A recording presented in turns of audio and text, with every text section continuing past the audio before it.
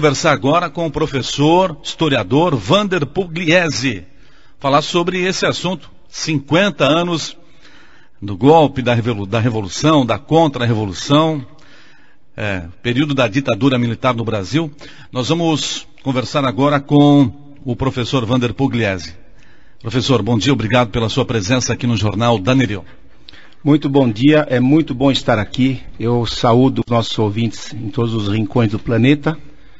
E uma saudação especial, calorosa, a todos os que participaram do 31 de março de 64, os nossos gloriosos militares, que assim fazendo, tomando o poder, evitaram que o Brasil fosse hoje uma Cuba. Hoje deveria, na minha opinião, ser feriado nacional. Bom, na opinião do senhor, então, não foi golpe. Qual é a leitura, a interpretação que o senhor faz, então, desse acontecimento histórico na vida do Brasil, em 31 de março de 64 a 50 anos? Nós chamamos de contra-revolução porque no governo Jango, João Goulart, já havia uma revolução capitaneada através de Cuba para transformar o Brasil num país socialista. E então a ação dos militares tomando o poder, nós nem podemos chamar de golpe, porque nós vamos ver agora a história dos presidentes militares. Houve eleição, todos os generais que nos governaram foram eleitos pelo Congresso Nacional. Então, golpe não é a palavra mais correta, contra-revolução seria o mais correto, com apoio, na época, de 99,99% da população brasileira. Isso tem que ser bem claro. Só um jornal do Brasil, o jornal Tribuna da Imprensa, sustentava o governo Jango. Toda a imprensa nacional aplaudiu a tomada de poder pelos militares. Isso tem que ser bem lembrado, porque a maioria dos que estão nos ouvindo não viveram isso, não sabem, não estudaram isso. Isso não é passado para nós nas escolas, né? A maior parte da imprensa, do empresariado, da população apoiaram. Total. Pediram para os militares tomarem o poder nas famosas marchas que aconteceram naquela semana anterior. Em São Paulo, 500 mil pessoas nas ruas. Rio, Belo Horizonte e outros lugares com marchas menores. Houve um pedido para que os militares acabassem com a bagunça, que o governo Jango, o Jango era um patife, e o governo Jango tem uma média de 2 greves dia no país todo. O país estava paralisado, mais ou menos como você está vendo no panorama de hoje, invasões de terras, né, o cidadão decente acuado em casa, criminalidade solta. Então o golpe militar, o chamado golpe militar, foi aplaudido pela imprensa, como eu disse, só um jornal no país todo não apoiou, e pela população quase maciça. Então isso dá legitimidade aos militares. E como é que, vamos tentar entender um pouco melhor, por que o Exército decidiu tomar o poder no país? Como é que foi arquitetada essa ação? João Goulart, o presidente João Goulart, que na verdade não era presidente, estava presidente, ele era vice do Jânio Quadros, que tinha renunciado em 61. João Goulart ele era da ala esquerda do PTB na época. O PTB na época seria hoje o nosso PT, alguma coisa assim, radical de esquerda, né? E ele estava tomando providências que mostravam claramente que o Brasil ia virar um país socialista. Por exemplo, no dia 13 de março de 64, no famoso comício da Central do Brasil, ele anunciou a estatização de 5 refinarias particulares no Brasil. Ele anunciou a estatização, o desapropriamento de todas as terras ao redor de rodovias, ferrovias e açudes. E o desapropriamento de propriedades particulares de imóveis que estariam abandonados. Quer dizer, isso aí é uma atitude criminosa. Um governo não pode fazer isso contra o cidadão. Só que, claro, a radicalidade da esquerda apoiou esse tipo de ação. E isso assustou muito a classe média, não é? E também nesse discurso, nesse comício famoso na Central do Brasil, ele anunciou a pressão contra o Congresso Nacional para que houvesse uma aprovação das reformas que o governo propunha. Ele queria dar voto aos analfabetos, ele queria criar cotas nas universidades para pobres, aumentar os impostos, e isso tudo deixou a classe média empolvorosa. Isso dia 13. Dia 19 foi o dia das famosas marchas da família com Deus pela liberdade, através das grandes capitais do Brasil. E dia 30, portanto ontem, 50 anos, foi a gota d'água, como se diz. Ele participou, ele esteve presente numa assembleia no Automóvel Clube do Rio de Janeiro, de uma greve de cabos e soldados da Marinha. Ora, greve no vocabulário militar não existe. Militar não pode fazer greve, é motim. É uma insubordinação inaceitável. E ele participou da Assembleia de cabos e sargentos grevistas, desafiando o alto comando das Forças Armadas, e apoiou o movimento no comício dele, no discurso dele. Ao final, ele foi agarrado e jogado para cima, como se fosse uma gincana escolar. Isso aí é uma coisa absurda, inaceitável. Então, nessa noite de 30 para 31, os militares que já estavam aceitando essa quebra da hierarquia, da ordem nacional, estavam, na minha opinião, aceitando demais, estava demorando para tomarem uma providência. O grande general Olímpio Mourão Filho, em Juiz de Fora, resolveu às 4h30 da manhã de hoje, 50 anos, sair com as tropas e ir para o Rio de Janeiro para depor o presidente que estava no Rio de Janeiro. E aí aconteceu esse golpe sem se dar um tiro, por isso que é um golpe meio fraudulento, porque não é golpe, essa palavra é errada. O presidente, sabendo que o exército estava em parte contra ele, decolou do Rio, foi para Brasília, de Brasília foi para Porto Alegre, e no dia 2 de abril fugiu para o Uruguai. Então ele abandonou o cargo, ele abandonou o posto dele. Por isso que a palavra golpe, ela é errada. Ele abandonou o cargo. O presidente do Congresso Nacional, o senador Auro de Moura Andrade, leu em plenário que o cargo estava vago e empossou o presidente da Câmara, Ranieri Mazzilli, para assumir a presidência da República. Foi assim que aconteceu. Houve a renúncia do presidente João Goulart. Sem explicação nenhuma, ele sumiu. Ele simplesmente pegou a família e foi para o Uruguai. Isso, e aí a tomada do poder se deu no Brasil sem disparar um tiro, sem problema nenhum. Realmente as tropas se encontraram na Via Dutra. Ainda alguns militares relutaram em entender que deveriam tomar aquela atitude, e no fim acabou todo mundo voltando para casa, e o país então entrou numa era de ouro. Com certeza, de Cabral até a Dilma, hoje, o governo militar foi o melhor de todos os governos da história do Brasil. Bom, vamos lá então. Que características a gente pode comentar aqui desse modelo de regime militar durante esse período de 64 a 85. Houve um ataque à liberdade de imprensa. Sim. Houve também repressão aos opositores. Opositores armados. Armados. Sim. Vamos lá, então, nos enumere, professor, as principais características desse modelo de governo do período do regime militar. Perfeito. Para nós entendermos o global, eu gostaria de rapidamente passar pelos presidentes, não é? Por exemplo, Castelo Branco, que era o chefe do exército na época, foi eleito dia 11 de abril, portanto, poucos dias depois do chamado golpe, pelo Congresso Nacional. Ele ganhou 361 votos contra 3 votos de Juarez Távora e 2 votos do Eurico Dutra, que já tinha sido presidente do Brasil. Então teve uma eleição totalmente democrática, 3 candidatos se apresentaram e o Castelo Branco foi eleito com 361 votos, assumindo o governo. Em 66, Costa e Silva foi eleito com 294 votos contra 41. Em 69, o general Médici foi eleito, também pelo Congresso Nacional, por 393 votos contra 75.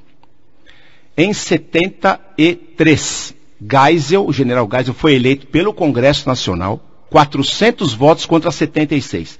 E esses 76 foram para aquele Ulisses Guimarães, famoso na história do Brasil. Foi derrotado, uma derrota cachapante. Em 78, o último general, o Figueiredo, foi eleito com 355 votos contra 226 de um outro general apoiado pelo então MDB. Então nós temos aqui 5, na verdade, ex-generais, porque você não tem uma fotografia dos presidentes de farda. Eles, na verdade, iam para a reserva antes de serem candidatos. Você, na América Latina, você tem toda a história dos generais tomando poder com farda, né, com aquele aparato todo. Não, nossos presidentes eram ex-militares, na verdade, todos eles de paletó e gravata, e foram eleitos pelo Congresso Nacional. Isso não caracteriza uma ditadura, não é? Em 85, foi eleito também pelo Congresso Nacional Tancredo Neves, e todo mundo chama isso de democracia. Foi eleito Tancredo Neves em 85, no mesmo modelo que os 5 ex-generais. Então já começa por aí, essa palavra ditadura não combina. Bom, o que aconteceu depois da tomada do poder pelos militares? Essa esquerda que estava tentando cubanizar o Brasil e foi destronada. Cubanizar o Brasil? Cubanizar. Se os militares não tivessem tomado o poder, hoje você estaria vivendo um país como Cuba. Um país miserável, arrasado, com um governo sanguinário, uma ditadura sanguinária, que pode tudo e tem tudo. Você sabe que Cuba é uma favela, em Cuba não tem papel higiênico, em Cuba não tem água potável, em Cuba não tem creme dental. E tem gente que até hoje repete, por ter ouvido, que Cuba tem a melhor medicina do mundo. Isso é uma coisa hilária. A melhor medicina do mundo só pode estar em países ricos, modernos, não é? Então, nós temos que agradecer que eles tomaram o poder e evitaram a cubanização do Brasil em 64. Ora, esses que foram derrotados resolveram então pegar em armas para desestabilizar e derrubar o governo, financiados por Cuba, que estavam, através de Moscou, treinados em Cuba, guerrilheiros, jovens, aliciados por professores, por agentes a soldo de Cuba, iam a Cuba, treinavam, eram armados, treinados e viraram guerrilheiros, terroristas, verdadeiros terroristas. E resolveram então se levantar contra o governo a partir de 66, quando explodiu a primeira bomba no aeroporto de Recife, em Guararapes, matando 2 e ferindo gravemente mais 15 pessoas. Colocaram lá uma bomba dentro de uma mala e assim começou a luta armada, que foi derrotada em 74. Portanto, nós tivemos aí 8 anos de luta armada contra o governo. Hoje, esses que sobraram vivos, dizem que estavam lutando pela liberdade democrática contra a ditadura. Isso é um absurdo. Cuba é uma ditadura sanguinária, não iria financiar um movimento democrático. E outra, se eles quisessem realmente lutar pela democracia, havia uns meios, eles iam se candidatar pelo partido de oposição e entrar no sistema democrático de eleições. Eles eram todos comunistas, queriam implantar no Brasil uma ditadura comunista no modelo cubano, e o governo foi pego de surpresa.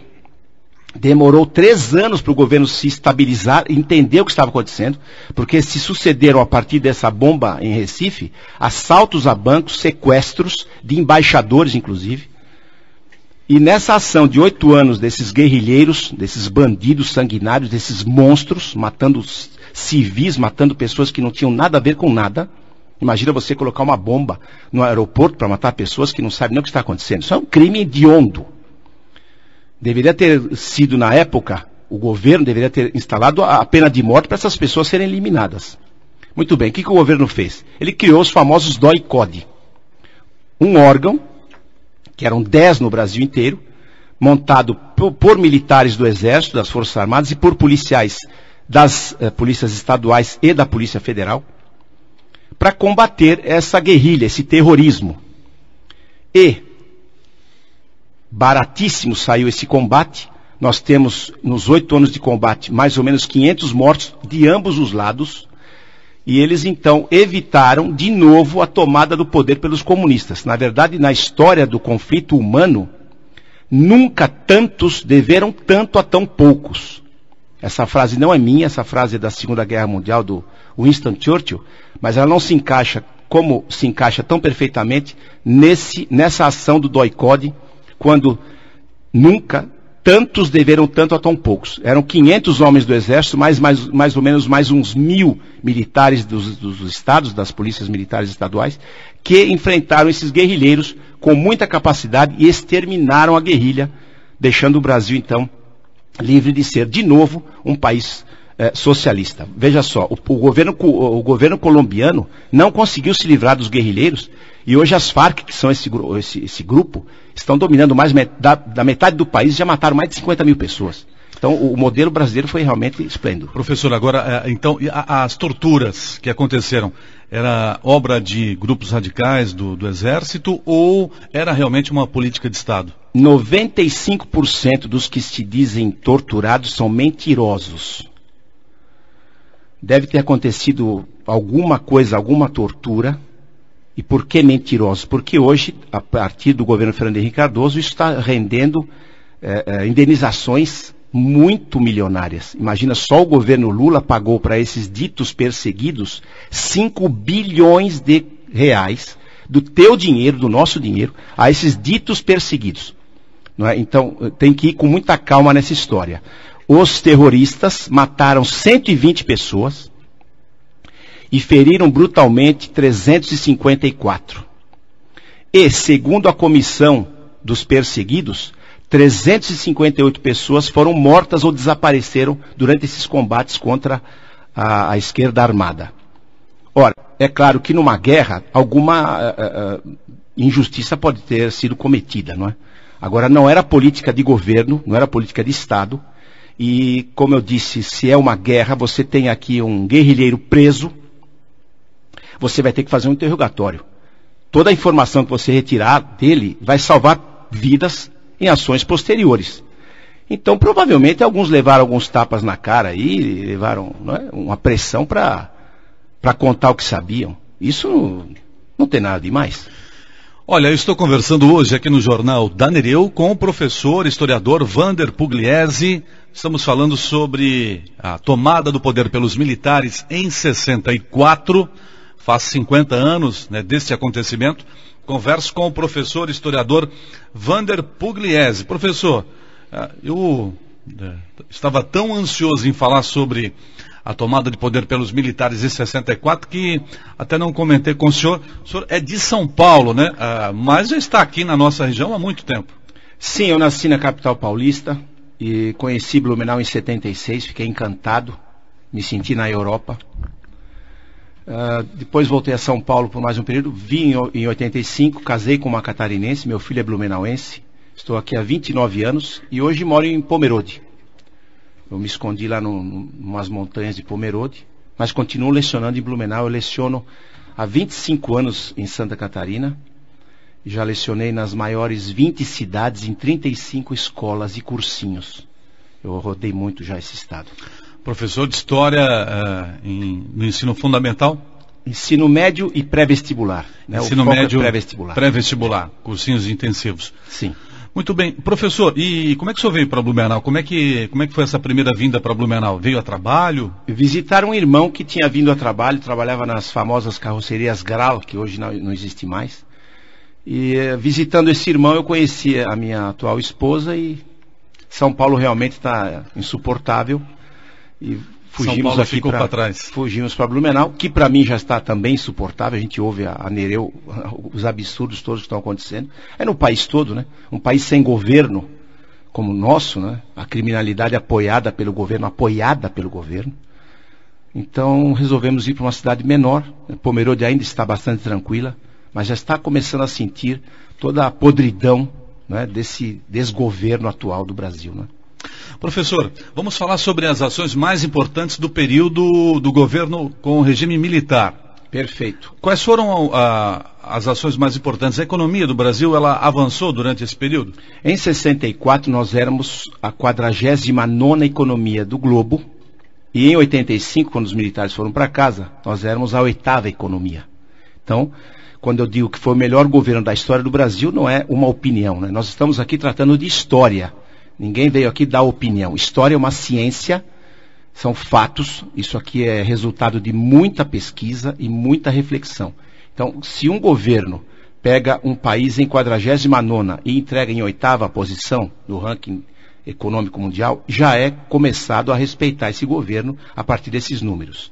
Em 64, o Brasil tinha 400 quilômetros de asfalto. Eles nos entregaram 65 mil quilômetros de asfalto. Eles criaram a Embrapa, em 71, o grande presidente Médici, que na minha opinião foi o melhor dos 5. A Embrapa é hoje responsável pelo Brasil ser hoje o maior exportador de alimento do mundo. O Brasil só não quebrou hoje porque está exportando commodities, né, as carnes todas, e os grãos, o açúcar, o café. O Proálcool foi criado por eles. Teríamos horas para falar de tudo que eles fizeram de bom. Eles criaram a Polícia Federal, que não existia, o SNI, que não existia, o Banco Central, que não existia. A Polícia Rodoviária Federal foi criada pelos militares. Eles criaram a Embraer, que é uma das melhores fábricas de aviões do mundo, não é? técnica brasileira fantástica, que foi depois privatizada por Fernando Henrique.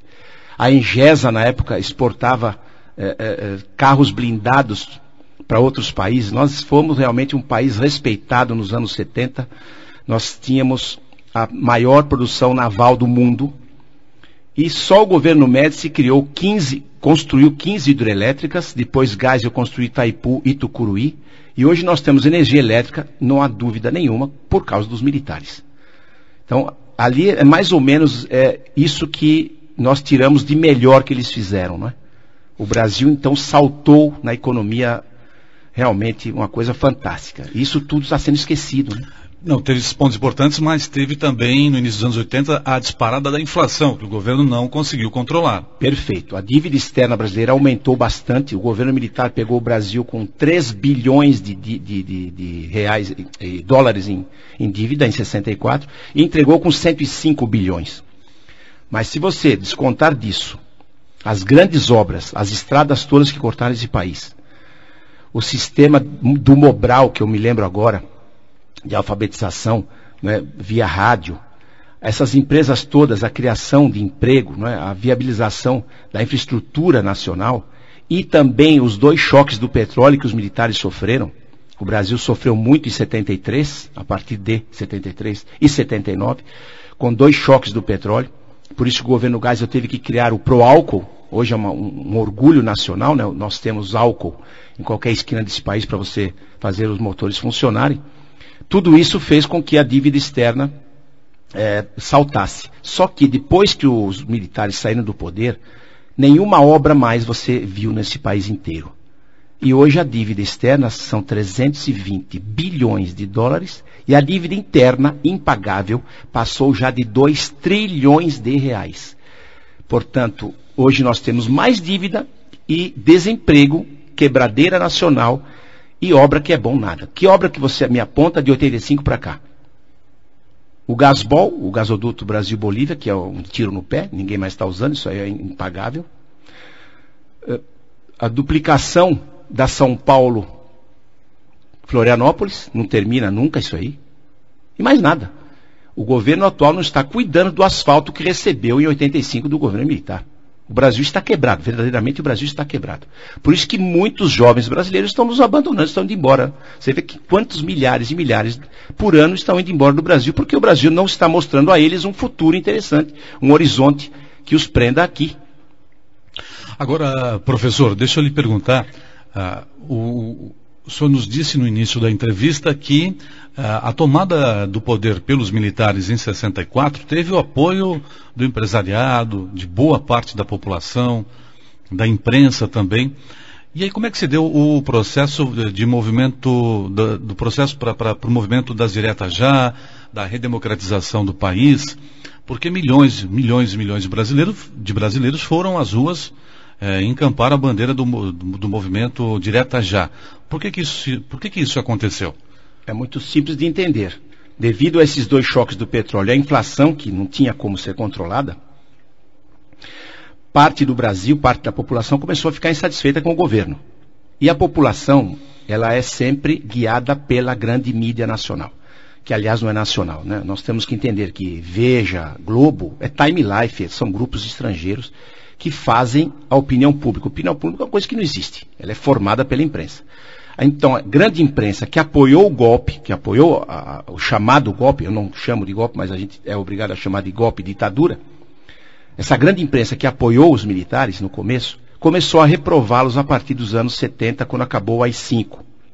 Em 78 acabou o AI-5, voltou à liberdade plena de expressão, e essa mesma imprensa começou então a criar na cabeça das pessoas, principalmente dos mais jovens, uma visão que os militares realmente foram um péssimo governo, e essas pessoas começaram a ficar, os mais jovens sobretudo, insatisfeitas com o governo, numa ilusão criada, né, de que votar para presidente é uma coisa boa.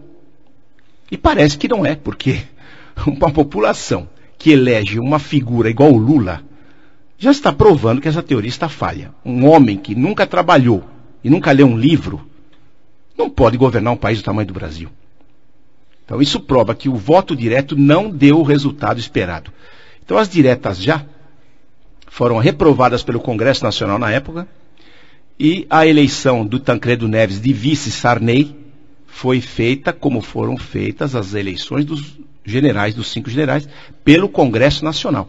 Então as diretas já foi uma grande ilusão, a população foi para as ruas e a eleição foi indireta. Isso não mede capacidade do candidato, né? Os Estados Unidos, que inventaram esse modelo, o fazem desde 1787. Nenhum presidente dos Estados Unidos, desde 1787, foi eleito pela população americana. Lá também é o Congresso que elege o presidente. E lá não é ditadura, pelo menos nunca chamaram os Estados Unidos de ditadura. Ora, por que aqui, que foi feito do mesmo modelo, é chamado ditadura? Talvez porque durante alguns anos teve controle, né, uma certa censura na imprensa, ficou essa imagem, né? Talvez esse foi o erro dos militares, de fazer essa censura, né? Mas eu me lembro muito bem que nós tínhamos famílias sadias. Uma parte da censura, ela é muito positiva, porque você tem hoje, em qualquer televisor, cenas de violência e sexo às 4 horas da tarde. Isso é inadmissível. Então, qualquer pessoa que tem um pouco de inteligência e é pai, é chefe de família, é mãe e trabalha, né? Não recebe bolsa do governo, não depende do governo, ela é contra essa liberalização geral da chamada, né, liberdade de imprensa. Liberdade de imprensa, na verdade, não existe. Isso é esculhambação. Isso nós não tínhamos. Pergunte para qualquer pessoa que tem de 55 para cima, 60, 70 anos, todos eles vão dizer que tinham saudade do governo militar. Havia ordem no país. A gente se sentia governado. Hoje nós nos sentimos desgovernados. Não temos a quem chamar. O país está falindo, né? As polícias estão falidas. Aeroporto nesse país não tem, porto não tem. Tem em Cuba, né? Feito com o nosso dinheiro. E na população, realmente, quando fala que queria os militares de volta, é porque alguém está lembrando que era melhor. E essa difamação maciça nos meios de comunicação é para que a população pense que agora é bom e que era ruim na época. Então pintam com as piores cores aquela época, que foi boa. Quem viveu sabe, foi boa. Tinha defeitos, é claro. A gente também falava do mal do governo quando elevava a gasolina. Hoje a conversa é sobre a tomada do poder, o golpe de 64, a revolução, a contra-revolução. É o período do regime militar no Brasil que se iniciou em 64, há 50 anos. A conversa é com o professor historiador Vander Pugliese. Para o professor, para quem ligou o rádio agora, para o professor, não houve ditadura militar no Brasil durante esse período de 64 a 85. Não. Não houve ditadura, professor. Por quê? Não houve ditadura. Explique para aqueles que chegaram agora na nossa audiência. Nós tivemos, durante 21 anos, o fechamento do Congresso durante 10 meses e meio. O fechamento do Congresso em 68 pelo AI-5 durante 10 meses. E em 77, durante 2 semanas, o Geisel fechou o Congresso para fazer umas reformas e depois o Congresso foi reaberto. Nós tivemos, durante o governo militar, pluripartidarismo de 64 a 66 e de 80 a 85.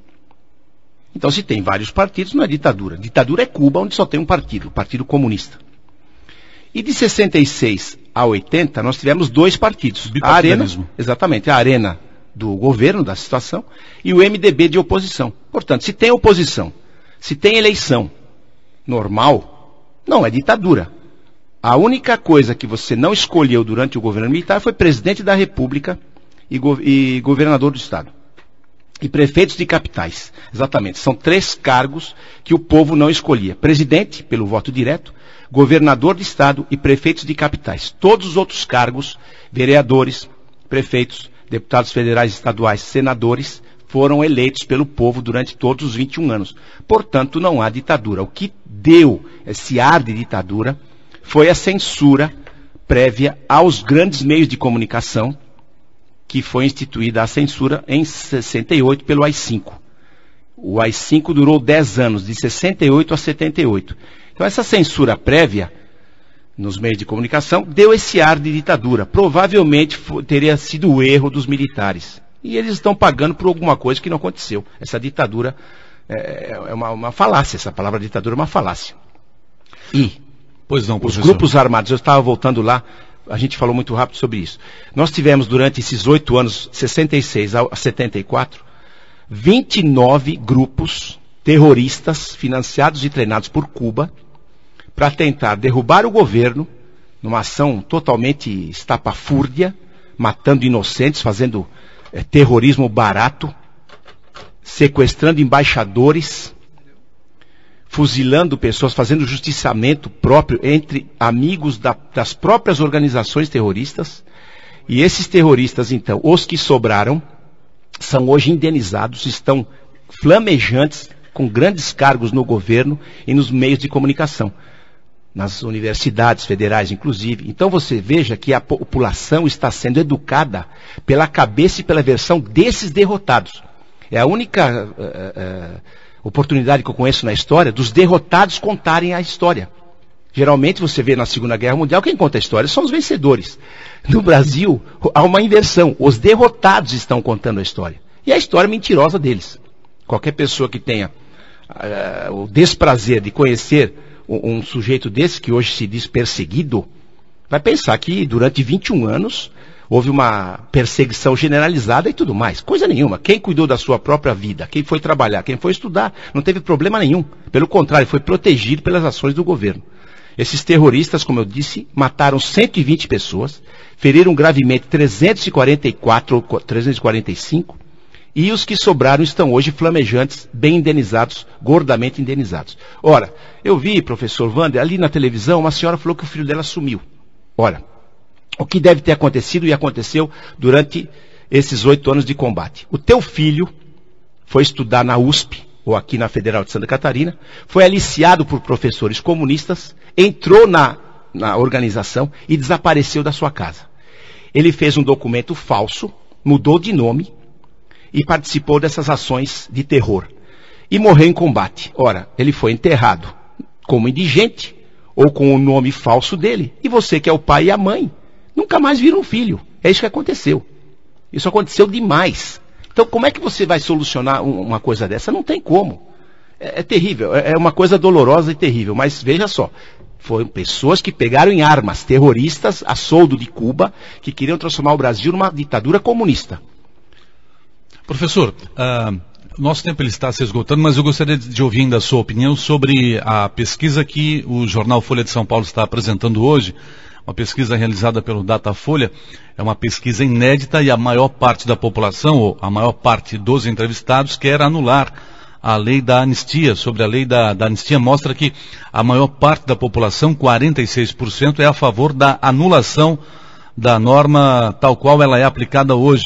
Os que são contra somam 37%. Como é que o senhor avalia esse resultado dessa pesquisa? É muito simples. A lei de anistia aprovada pelo Congresso em 79, ela não existe. Porque ela só anistiou os ditos perseguidos. 46%, só para que a população possa entender, a pesquisa diz o seguinte: 46% dos entrevistados defendem castigo aos torturadores e 41% são contra. Indiferentes e pessoas que não souberam opinar, 13%. Em 2010, quando o Datafolha fez essa pergunta pela primeira vez, o resultado foi inverso. 45% eram contra e 40% a favor. Pois é, então você vê que a opinião pública foi moldada pelos grandes meios de comunicação. E as pessoas dão palpite sobre assuntos que não dominam. É esse que é o problema desse negócio de pesquisa. As pessoas dão o seu palpite, que é palpite, não é uma opinião baseada em fatos científicos, né, em ciência, em conhecimento de causa. E aí essas pesquisas, você vê esses dias, essa semana, teve a pesquisa da mulher que se veste de forma atraente, merece ser estuprada. Isso é um absurdo, não se faz uma pergunta dessa. A pergunta deve ser se ela provoca, não como merece, quem é que merece. Então essas pesquisas só estão mostrando isso. Os governos militares foram extremamente difamados, tudo que eles fizeram de bom, toda a riqueza que eles trouxeram ao Brasil foi esquecida, e por causa dessa ação armada de terroristas a soldo de Cuba, a imagem deles foi queimada e a população então quer que eles sejam punidos. Agora, a lei de anistia, a anistia aprovada pelo Congresso Nacional em 79, ela perdoa crimes políticos de ambos os lados. Só que agora só foram perdoados os que pegaram em armas. Os militares que fizeram a sua obrigação de combatê-los são perseguidos. Isso é um absurdo. Uma lei dessa tem que ser rasgada. Professor, para a gente fechar a sua participação hoje aqui no Jornal da Nereu, como é que seria o Brasil se os militares ainda estivessem no poder hoje? Bom, os militares tomaram o poder em 64 com a intenção de rapidamente devolvê-lo aos civis. Só não devolveram devido a essa ação armada, que durou 8 anos, essa guerra, essa guerrilha, né, comandada por Cuba. Eles não queriam ficar tantos anos no poder e teriam entregue o país antes. Bom, vamos dizer que eles estivessem até hoje no poder. Com certeza o Brasil seria mais rico e muito mais seguro. E é o que a gente viu na época que eles estavam no poder. Não poderia ser diferente. Todos os 5 generais morreram com suas aposentadorias magras. Não havia corrupção nenhuma por parte de militares. Até hoje a oposição não apontou um dedo de um soldado raso ao maior general. Né? Nós tínhamos realmente governos de pessoas extremamente honradas. O mais honrado, o mais inatacável de todos, com certeza foi o Médici, que é o mais difamado dos 5. O Médici recebeu, como salário de presidente, $724. E só isso que ele tirou da presidência da República. Esse dito operário, né, esse molusco, que ficou no poder durante 8 anos, chegou em Brasília com 2 malas de mão e saiu com 11 caminhões. O senhor Luiz Inácio Lula da Silva e sua esposa e seus asseclas saquearam o Palácio do Planalto e o Palácio da Alvorada. Todas as obras de arte, os móveis, cristais, louça, talheres, eles levaram tudo embora para São Paulo. Isso é um crime, né? Que eu estou procurando, cadê o juiz, cadê o promotor que vai levantar? Está todo mundo, né, adorando esse homem, está todo mundo quieto, ele é o chefe do mensalão e ninguém aponta o dedo para ele. É o governo mais corrupto da história da humanidade. Eu conheço um pouco da história da humanidade, eu conheço bem pouquinho, mas você não vê um governo tão corrupto, tão corrompido e que fez tanto mal para o país, porque agora o crime ficou institucionalizado. Não é? Qualquer bandido aí, quando é pego pela polícia, ri da cara da polícia. Não é? Isso foi culpa realmente a partir do governo desse molusco. Você vê governos terríveis que tiveram na história, o Stalin, por exemplo, acusado de matar 60 milhões de pessoas, ele fortaleceu o país dele e morreu pobre. Essa turma acabou com o nosso país e estão milionários. É uma coisa realmente terrível. Eu creio que o futuro do nosso país vai ser muito ruim mesmo, se essa turma não for desalojada do poder imediatamente. Ok. Professor, olha, o nosso tempo ele se esgotou. Eu quero agradecer a sua participação hoje aqui no Jornal da Nereu. Professor que veio de Pomerode, né? Ele é de São Paulo, né? Natural de São Paulo, mas está aqui na nossa região desde meados de 70. Um pouco mais tarde, 85 foi definitiva. Meados de 70 quando o senhor veio a Blumenau. Eu comecei a vir para visitar, realmente. Isso. E aí, definitivamente, a partir dos anos 80.